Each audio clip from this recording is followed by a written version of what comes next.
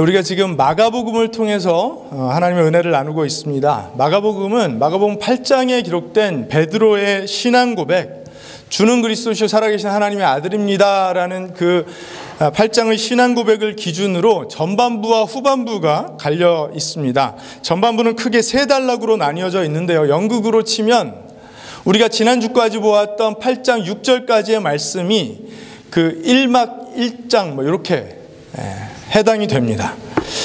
그래서 대부분 어떤 스토리든지 앞부분에는 인물 소개가 등장하죠. 인물 소개가 맞춰지고 이제 그 주인공과 반대하는 반대급부가 등장을 하면서 갈등이 빚어집니다.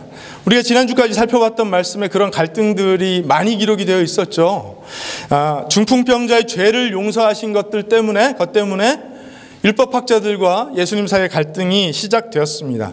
죄인들과 세리들과 함께 식사하신 것 때문에 갈등이 있었습니다.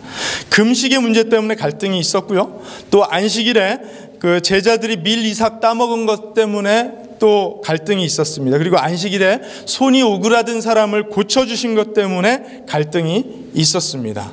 이렇게 점점 갈등이 고조되면서 예수님의 반대급부인 그 종교 기득권자들은 이제 급기야는 예수님을 제거해야겠다라면서 평소에는 얼굴도 안 보던 사람들과 모의를 하기 시작하는 이야기가 우리가 지난주까지 보았던 말씀에 기록이 되어 있습니다. 이제 오늘부터 시작되는 그 전반부의 두 번째 단락 1막 2장부터는 그 갈등이 조금 더 격렬해지고 심해지기도 하면서 동시에 예수님의 하나님 나라 사역이 본격적으로 진행되는 것을 우리가 보게 될 것입니다. 여러분, 지금 예수님은 적어도 복음서의 그 기록에 의하면 어떤 일을 하시려는 것입니까? 예수님은 지금 온 인류 역사의 향방을 좌우하게 될 가장 중요한 일을 하시려는 거잖아요. 예수님께서 하나님 나라의 복음을 선포하실 때에 그 일이 시작된 것이고, 사람들이 예수님께 관심을 보여 모이기 시작했을 때 갈등이 빚어지기 시작하면서 그 일을 반대하는 사람들과의 마찰이 시작된 것입니다. 여러분, 이 상황 속에서 예수님이 하시려는 정말 인류 역사의 가장 중요한 그 일, 만약에 여러분이 예수님이시라면 어떤 사람들과 어떤 방법으로 그 일을 하시겠어요? 인류 구원의 그런 중차대한 일을 생각하지 않더라도 만약에 여러분이 생각하시는 정말 중요한 일을 하려고 할 때 여러분은 어떤 사람들과 어떤 방법으로 그 일을 하기를 원하십니까? 바로 그 이야기를 이제 오늘 말씀을 통해서 살펴보려고 하는 것입니다. 마가복음 3장 7절에서 19절 있는 말씀, 마가복음 3장 7절에서 19절 말씀 한번 제가 쭉 읽어드리고 말씀을 살펴보도록 하겠습니다. 예수께서 제자들과 함께 바닷가로 물러가시니 갈릴리에서 많은 사람이 따라왔다. 또한 유대와 예루살렘과 이두메와 요단강 건너편과 그리고 두로와 시돈 근처에서도 많은 사람이 그가 하신 모든 일을 소문으로 듣고 그에게로 몰려왔다. 예수께서는 무리가 자기에게 밀려드는 혼잡을 피하시려고 제자들에게 분부하여 작은 배 한 척을 마련하게 하셨다. 그가 많은 사람을 고쳐주셨으므로 온갖 병으로 고통받는 사람들이 누구나 그에게 손을 대려고 밀려들었기 때문이다. 또 악한 귀신들은 예수를 보기만 하면 그 앞에 엎드려서 외쳤다. 당신은 하나님의 아들입니다. 그러면 예수께서는 나를 세상에 드러내지 말아라 하고 그들을 엄하게 꾸짖으셨다. 예수께서 산에 올라가셔서 원하시는 사람들을 부르시니 그들이 예수께로 나아왔다. 예수께서 12를 세우시고 그들을 또한 사도라고 이름하셨다. 이것은 예수께서 그들을 자기와 함께 있게 하시고 또 그들을 내보내어서 말씀을 전파하게 하시며 귀신을 쫓아내는 권능을 가지게 하시려는 것이었다. 예수께서 12를 임명하셨는데 그들은 베드로라는 이름을 덧붙여 주신 시몬과 천둥의 아들을 뜻하는 보아너게라는 이름을 덧붙여 주신 세베대의 아들들인 야고보와 그의 동생 요한과 안드레와 빌립과 바돌로메와 마테와 도마와 알페오의 아들 야고보와 다데오와 열혈당원 시몬과 예수를 넘겨준 가룟 유다이다. 아멘. 네, 말씀을 읽으시면서 여러분, 만약에 여러분에게 정말 중요한 일 주어졌다면 어떤 사람들과 어떤 방법으로 그 일을 함께 할지 답을 발견하셨습니까? 예수님께 그 답이 있었던 것 같아요. 예수님께서 바닷가로 가셨을 때 많은 사람들이 예수님을 따라왔다라고 마가는 기록합니다. 여기서 바닷가는 그 갈릴리 호수를 의미합니다. 당시 유대인들이 이제 이 갈릴리 호수가 워낙 커서 그랬는지 바다로 불렀던 것 같아요. 예수님께서 바닷가로 나가셨던 것은 우연은 아니었을 것입니다. 예수님은 지금까지 적어도 마가복음의 기록에 의하면 누군가의 집이나 또는 회당에서 말씀을 가르치시고 귀신을 쫓으시고 병을 고치시는 일을 하셨어요. 그런데 이제는 더 넓은 곳으로 나가서 더 많은 사람들에게 하나님 나라에 관한 말씀을 전하시려고 하셨던 것 같습니다. 그때 많은 사람들이 예수님을 따라온 것입니다. 7절과 8절 말씀을 보니까 여러 지역에서 유대 땅 여러 남북 끝에서 끝에 이르는 정말 여러 지역에서 예수님의 소문을 듣고 사람들이 몰려왔습니다. 지금 예수님께서는요, 그 갈릴리 호수 그 바닷가에서 말씀을 선포하시는데 수백 마일 떨어진 것뿐만 아니라 심지어는 이방 지역에서까지 사람들이 몰려든 것입니다. 여러분, 사람들이 많이 몰려드는 것 좋은 일입니까? 나쁜 일입니까?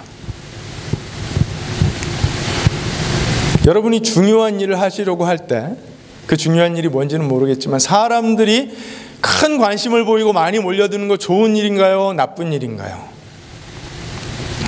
일반적인 관점으로는 좋은 일이라고 보는 것이 맞겠죠. 그렇죠? 네. 그런데 우리가 쉽게 이야기할 수는 없는 것 같아요.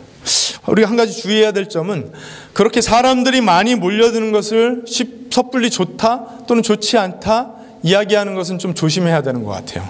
왜냐하면 오늘 보면 9절을 보니까 예수님께서 자신에게 밀려드는 혼잡을 피하시기 위해 그 사람들이 그냥 적당히 몰려든 것이 아니라 정말 많은 인파가 몰려들어서 예수님께 손 한번 대기 위해서 조금은 무질서하고 난폭한 그런 모습을 보였던 것 같습니다.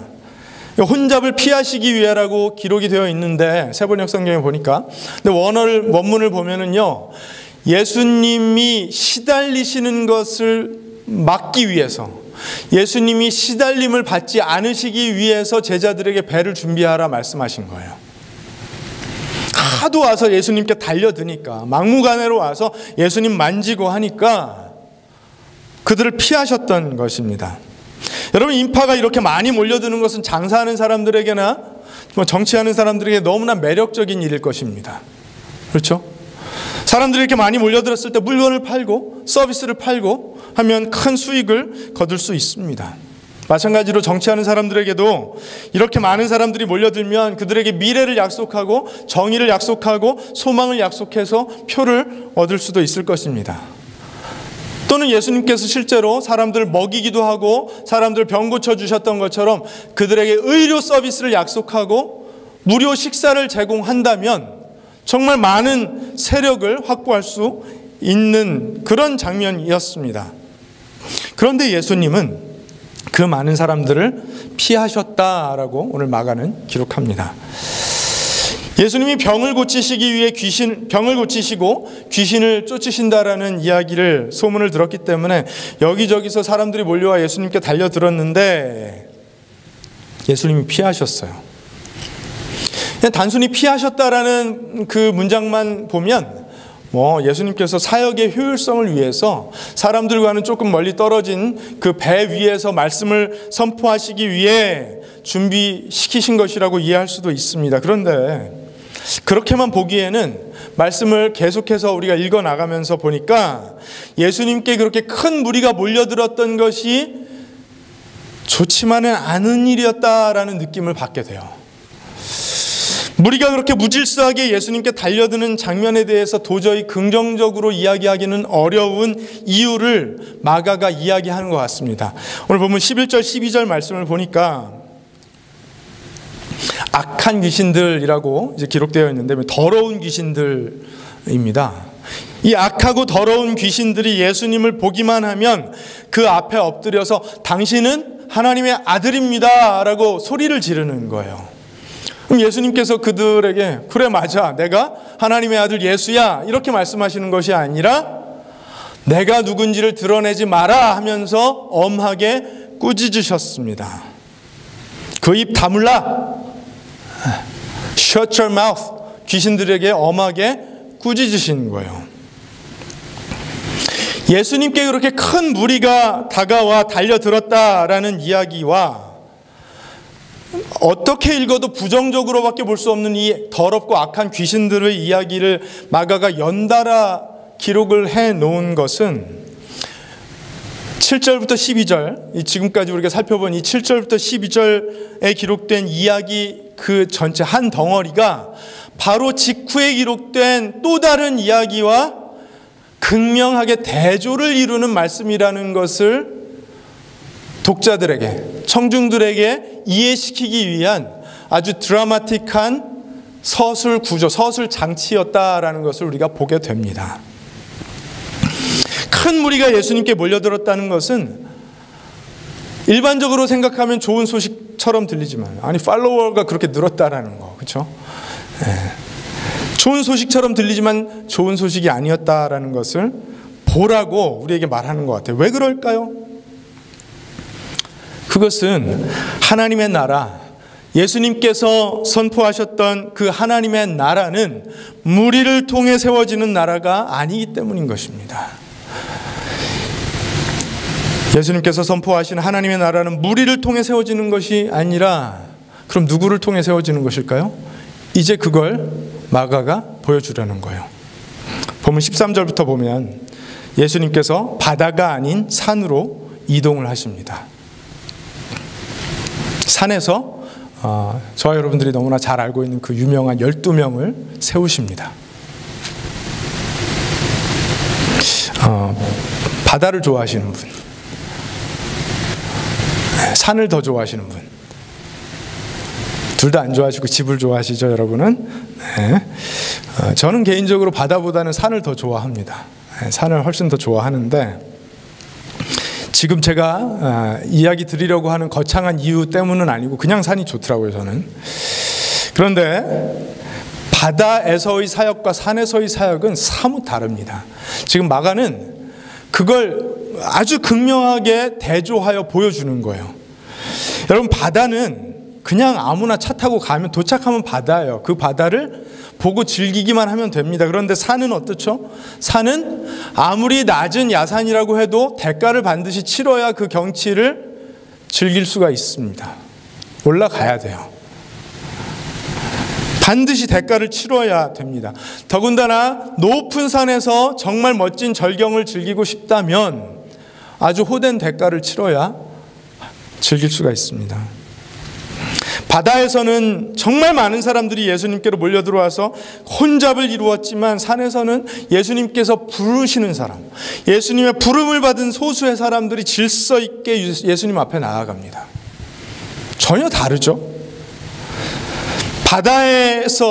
바닷가에서 예수님께 달려들었던 그 사람들은 그냥 무리였지만, 무리였지만 그 산 위의 12은 그 이름이 일일이 기록된 예수님의 제자들이었습니다. 물론 예수님께 제자가 12명만 있었던 것은 아닙니다. 복음서 다른 것을 보면 예수님께서 70명의 제자들을 파송하셨다는 이야기도 있고, 또 부활하시고 제자들 앞에 나타나셨을 때 500명이 넘는 제자들이 예수님을 만났다는 기록도 있습니다. 제자들이 많이 있었는데 오늘 말씀을 보니까 예수님께서 그들을 불러주셨어요. 그리고 그들을 사도라고도 불러주셨어요. 그리고 그들을 예수님과 함께 거하게 하셨어요. 그리고 하나님 나라를 선포하게 하셨고 귀신을 쫓는 권능을 주셨어요. 여러분, 이거 굉장히 중요한 말씀이에요.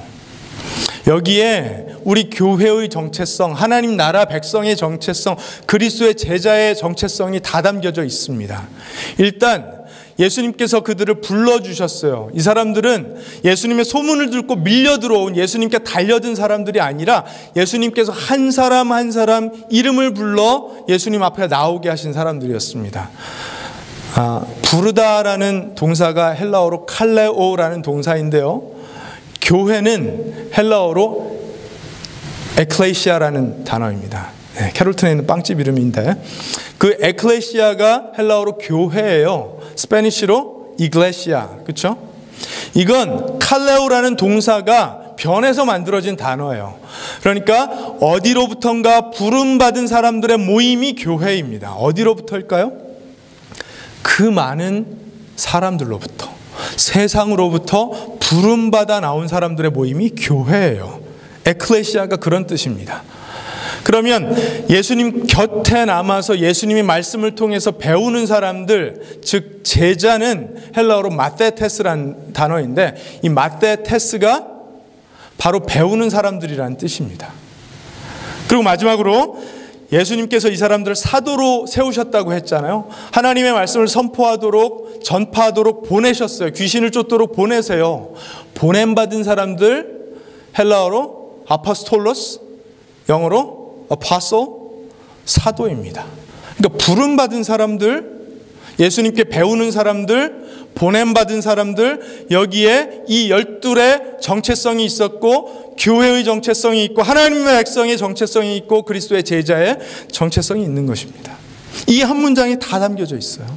마가는 지금 그걸 보여주는 거예요. 그 무리와는 구별되게 예수님께서 한 사람 한 사람 이름을 불러주셔서 예수님 앞에 나온 그들을 통해 이제 하나님의 나라가 세워져 갈 것이라는 것을 보여주는 것입니다. 여러분, 우리는 이 이야기를 지금 장 목사 입을 통해서 되도록이면 생동감 있게 전해 듣는 그런 시간이지만, 사실 이 마가복음이라는 기록은 글씨로 기록된 책이잖아요. 초대 교인들이 이 마가의 기록을 글자로 전해 받았을 때 깨닫게 된 거예요. 우리가 존경하는 그 베드로 선생님, 그 야고보 선생님, 그 요한 선생님, 그 사도들, 이렇게 예수님께서 불러주셔서 사도가 됐구나.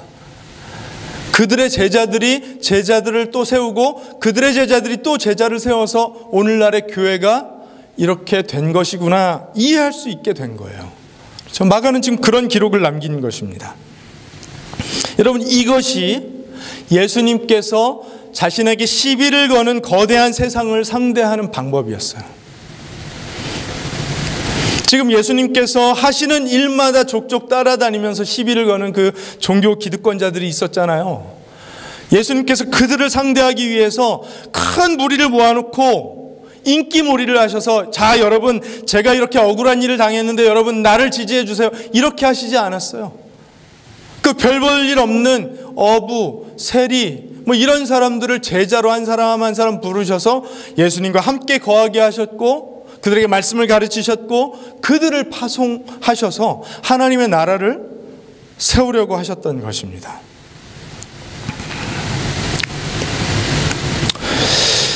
제자는 하나님께 부름받아 하나님께 나아와 하나님의 말씀을 배우고 하나님께서 주시는 권능을 가지고 세상에 보냄을 받아 맡기신 일을 하는 사람들입니다. 어떤 일을 맡기시죠? 하나님 나라를 전파하는 일, 악한 귀신을 내쫓는 일. 여러분, 혹시 여기 일상 중에 나는 하나님 나라를 전파하는 것을 내 인생의 목적 삼아 살고 있습니다, 이런 분 계신가요? 없죠. 그렇죠? 네. 또는 나에게는 권능이 있어서 나는 귀신 쫓는 일을 즐겨합니다, 이런 분 계십니까? 없으시죠? 저도 하나님 나라 전파하는 일은 매주 하고 있지만, 제가 권능을 받아서 귀신을 쫓는다? 이건 잘 모르겠어요. 그런데 여러분, 귀신은 어떤 존재입니까? 사탄의 졸개이죠. 마귀입니다. 복음서나 사도행전에 보면 이 귀신에게 사로잡힌 사람들이 자주 등장을 합니다. 그러니까 우리 한국 사람들에게는 이건 어색한 장면이 아니에요. 악한 귀신들이 사람을 영매로 잡아서 그 심령을 사로잡아 자기 마음대로 하는 일들 우리가 알고 있습니다. 고대 사회나 덜 현대화된 사회에서는 제 생각에는 지금도 여전히 귀신들이 이런 전략으로 효과를 볼 거라고 생각됩니다. 그런 일들을 우리가 이야기 들어요. 이야기로. 그렇죠? 여러분, 그런 소수의 사람들이 모여 사는 부족 마을에서 귀신 들린 사람이 있어요. 그러면 그 부족 전체가 얼마나 벌벌 떨까요? 그렇죠? 겁이 나겠죠. 다들 마음을 잃어버릴 것입니다. 그런데 현대화된 사회에서는 어떻죠? 누군가를 영매로 잡아서 귀신이 자기 마음대로 하려고 하면 사람들이 두려워하나요, 지금? 그게 아니라 미친 사람 나타났다고 하고 정신병원에 가둬버립니다. 효과가 별로 없는 거예요. 파장이 별로 없어요. 우리처럼 현대적 사회에 사는 사람들에게는 어떤 전략이 효과적일까요? 내부에서 정신을 사로잡으려고 하는 것이 아니라 외부에서 계속해서 공격하는 것입니다. 그게 훨씬 효과적이에요. 사회 구조적으로 악한 영향을 끼치는 것입니다. 불의와 부조리가 일상적이 되게 만드는 것이죠. 사회 현상으로 두려움을 조장하는 것이겠죠. 위선이 문화 속에 자리 잡도록 만드는 것이겠죠. 물질 문명으로 유혹해서 개인의 이기심을 부추기는 것이 훨씬 더 효과적이겠죠. 가정들이 붕괴되고 이념과 철학과 연령과 다양한 계층들이 서로 맞서게 만들고 자신들의 이득을 위해서 거세게 부딪히게 만들면 그것이 훨씬 더 효과적이겠죠. 지금 사단 마귀는 그렇게 하고 있는 것 같습니다. 제자는 하나님께로부터 권능을 받아서 개인의 심령을 사로잡고 있는 귀신을 내쫓기도 하지만 그 복음에 입각한 사회 참여적인 삶을 통해서 사회 구조를 악하게 만드는 마귀의 세력을 제거하는, 거기에 대항하는 일을 하는 사람들이기도 한 거예요. 그것이 오늘날을 살아가는 이 시대의 제자들, 이 시대의 교인들의 사명인 것입니다. 예수님은 그렇게 개인의 단계에서 그리고 범사회적인 차원에서 그리스도의 선한 영향력을 통해 마귀의 세력을 제압하는 그런 제자들을 세우려고 하셨던 것입니다. 그들을 통해서 하나님 나라를 확장해 가려고 마음을 정하신 거예요. 여러분, 이것을 우리는 제자화라고 부릅니다. 그리고 그렇게 제자가 되는 길을 제자도라고 부릅니다. 교회 오래 다녀도 제자도 이런 단어를 못 들어보셨다면 이제부터 관심을 좀 기울이시기 바라요. 예수님은 이 12명의 제자들과 3년간 동거하셨습니다. 함께 밥을 먹으셨고요. 함께 주무셨고요. 늘 함께 계셨어요. 여러분, 이 사람들 3년간 예수님께서 가르치시는 말씀을 얼마나 많이 들었을까요? 생각만 해도 끔찍하지 않습니까? 일주일에 한 번 설교 듣는 것도 쉽지 않은데, 물론 예수님의 가르침은 특별했지만 3년간 아침부터 밤에 잠자리에 들 때까지 하루 종일 예수님 가르침을 들어야 된다고 생각해 보세요. 바울이 에베소에서 3년간 밤낮으로 말씀을 가르쳤다라고 기록하죠. 그러니까 에베소 교인들이 바울의 설교를 지겹게 들었을 거예요. 새벽에 나와서 듣고 밤에 일 끝나고 와서 듣고, 그래서 주석을 쓴 학자들은 아마도 에베소 교인들은 3년 동안 5,000편이 넘는 바울의 설교를 들었을 것이다 이렇게 추정하더라고요. 끔찍하시죠? 그렇죠? 네. 여러분, 그런데 한번 그렇게 해보세요. 그렇게 해보시면 우리 마음속 뿌리 깊이 자리 잡고 있는 세상적인 세속적인 가치관들이 그래도 좀 갈등을 느끼는 걸 경험하게 됩니다.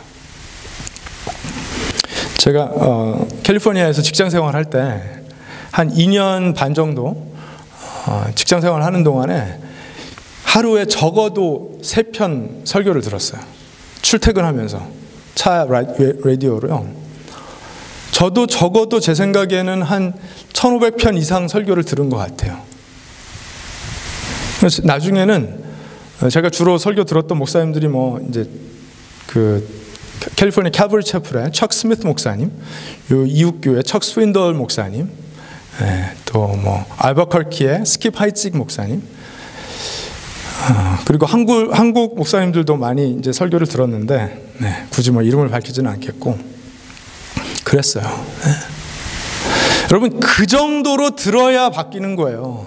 그 정도로 들어야 생각이 바뀌지, 안 그러면 우리가 세상에서 들은 것들이 너무 우리 마음에, 우리 생각에 뿌리 깊이 박혀 있어서 잘 안 바뀌어요.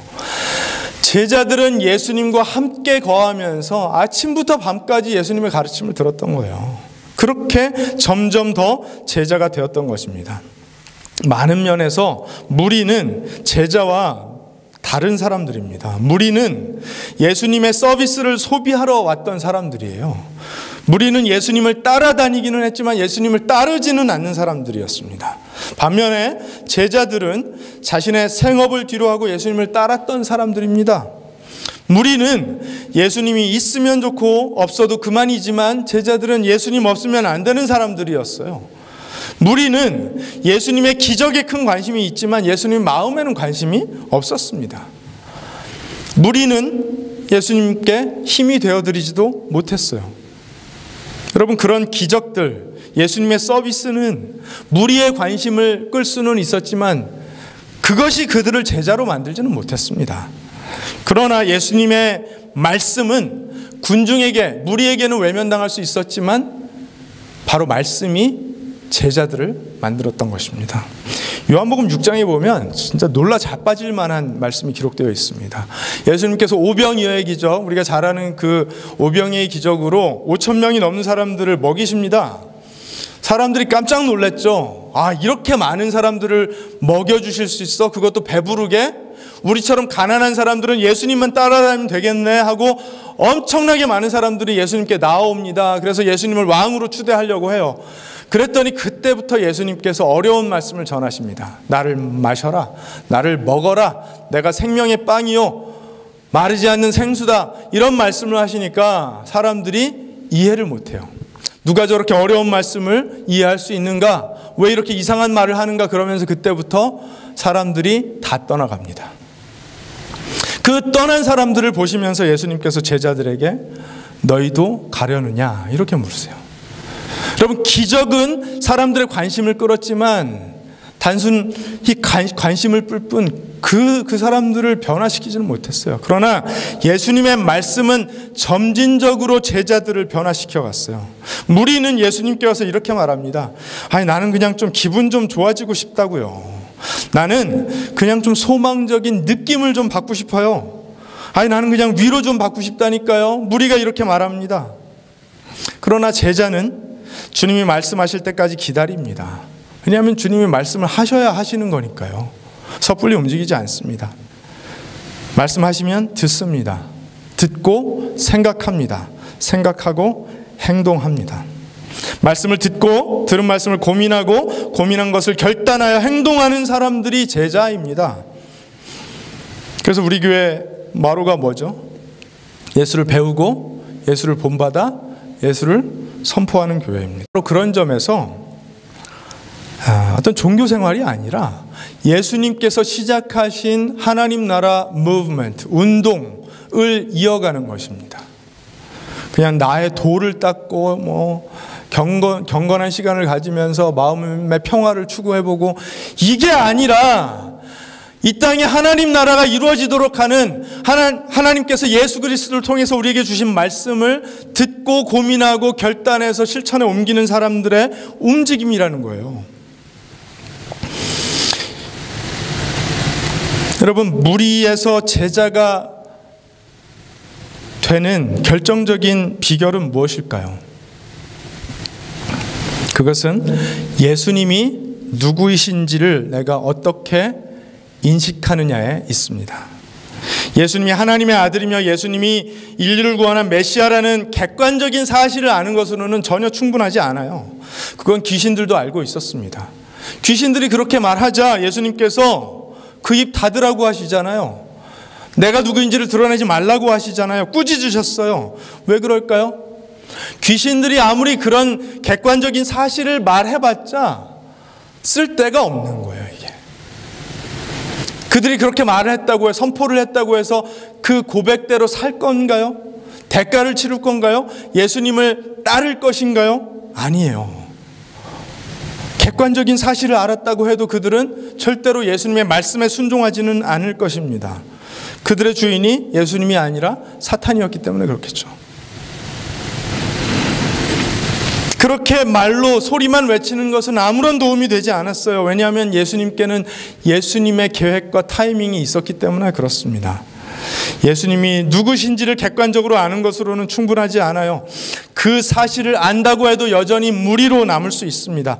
오직 하나님의 아들 예수 그리스도가, 온 세상의 구원자이신 예수 그리스도가 나의 구원자, 나의 왕, 나의 주인이라는 믿음이 있어야 제자가 되는 것입니다.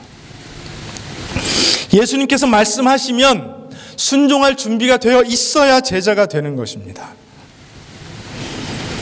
그리고 하나님은 무리가 아닌 예수님의 제자들을 통해 하나님의 나라를 세우십니다.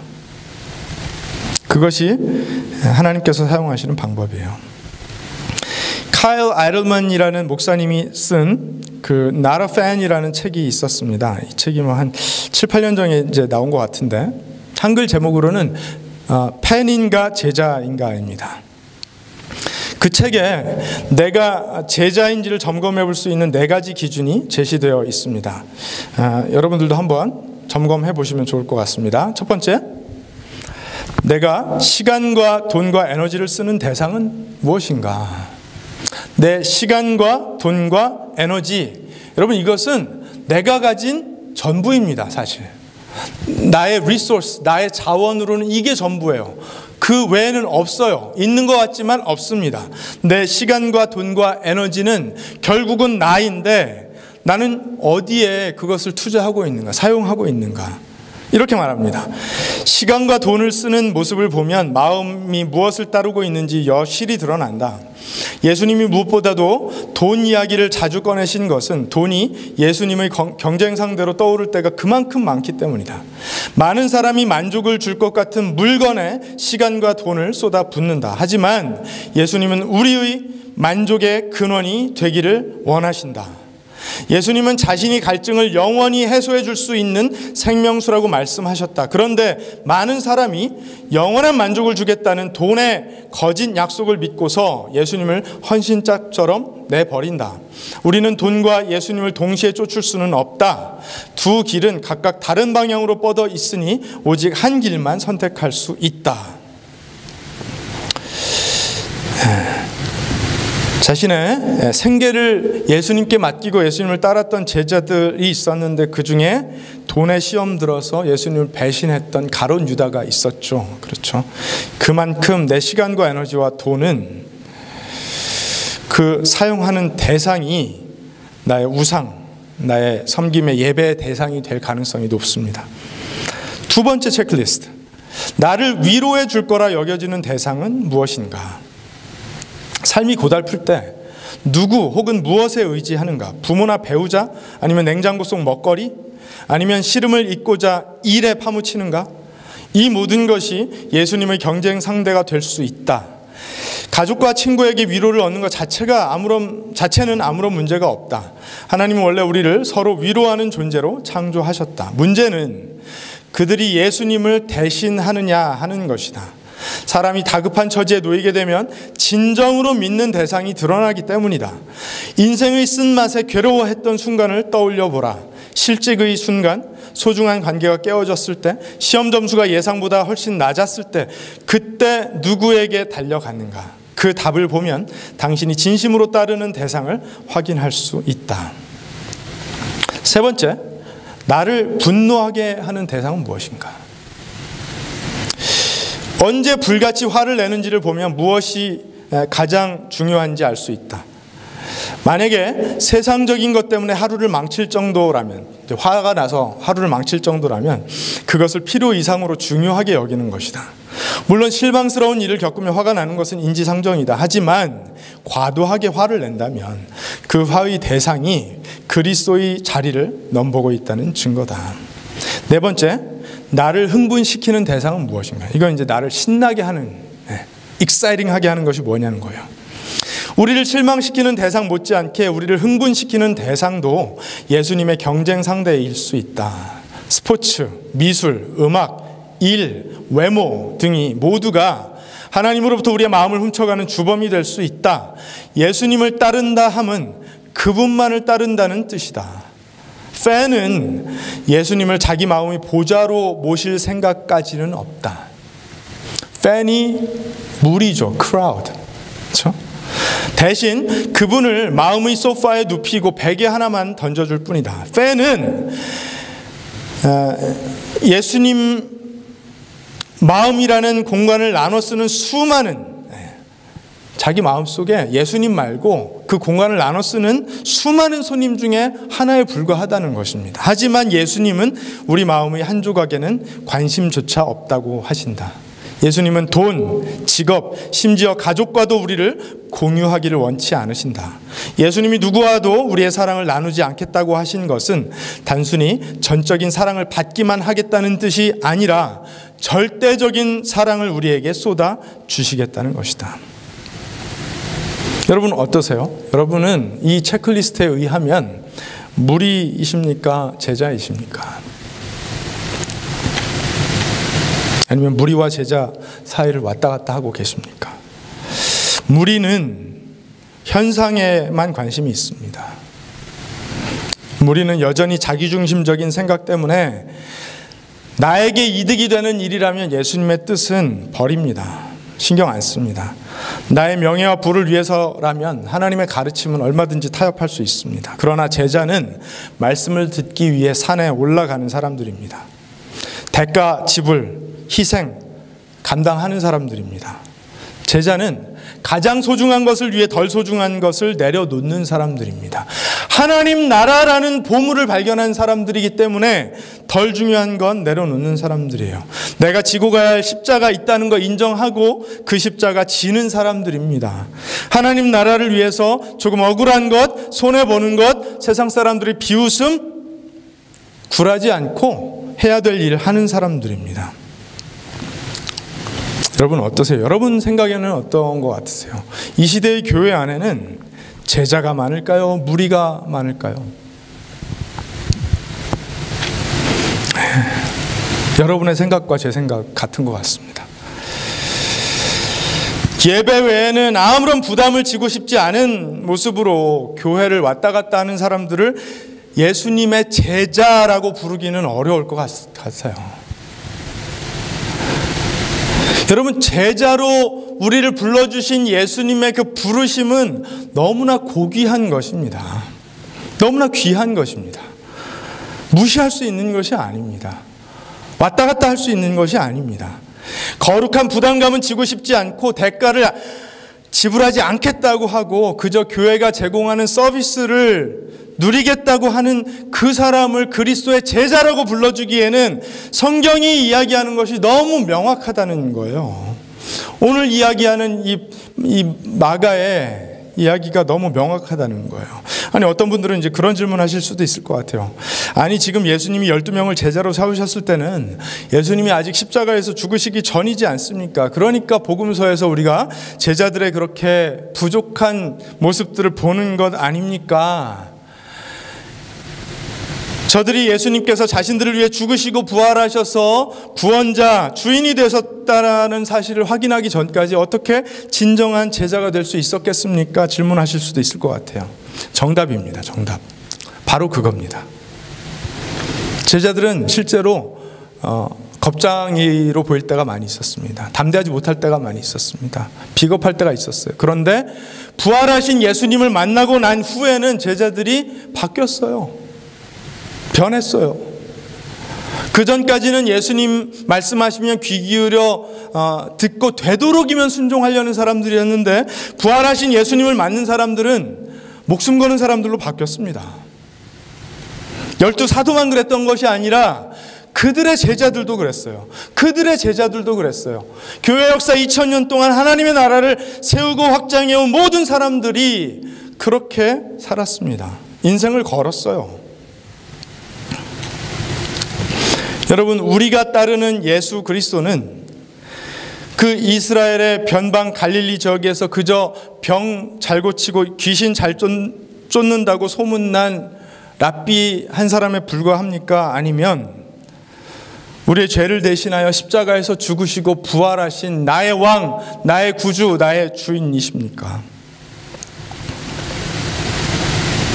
그것이 오늘 이 말씀을 통해 하나님께서 우리에게 던지는 질문이라고 생각합니다. 저는 개인적으로 다른 질문도 한번 드려보고 싶습니다. 여러분, 우리 자녀들이 장차 커서 어떤 태도로 예수님을 믿는 사람들 되기를 원하십니까? 무리로 남기를 원하십니까? 아니면 멋지게 제자가 되기를 원하십니까?